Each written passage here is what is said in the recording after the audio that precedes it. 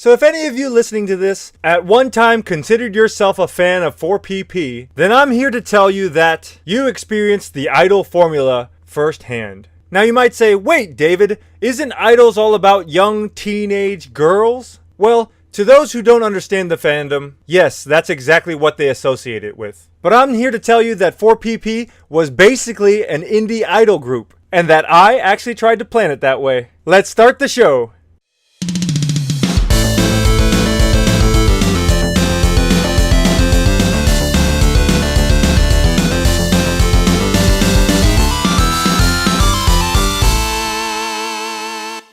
So stop me if I'm wrong. You used to come watch 4PP because we were a group of guys with interesting personalities. We broadcasted every night and you were interested in games. When we couldn't be, we had someone else stand in. We occasionally made funny videos here and there. And whenever we got featured on some website or YouTube video, you genuinely felt excited for us. You got to know us on a first name basis, and we got to know you. You made friends within the community and it was like a tight-knit group. It was like our own little club and you felt like you belonged. And sometimes we would go to video game conventions and have meetups. Some of you would come out and meet us, maybe shake our hand and take a picture with us. And that is the epitome of the idol experience. You take an interest in the development of someone's career. From nobody to somebody, and hopefully further on, you get to be part of the experience. Now you say, whoa, David, young girls.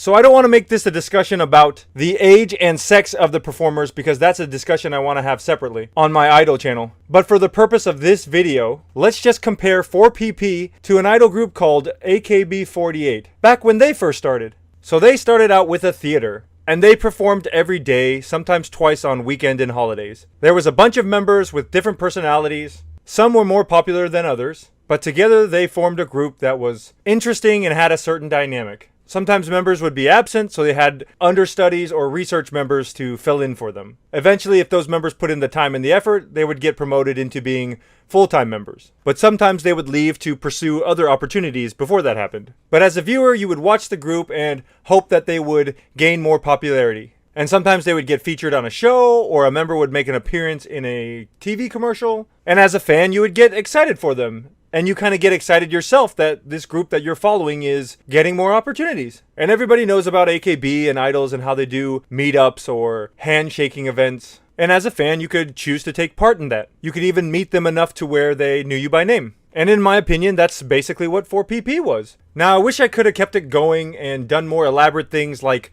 variety shows and special events and stuff like that. If it was up to me, we would have tried to travel around to all the conventions and all the shows and try to meet people that way and build up an audience. Kind of this I met 4PP thing. But as I've talked about in a previous video, when you're a group of friends, not everybody is going to go along with what you think is going to work or what you think is best.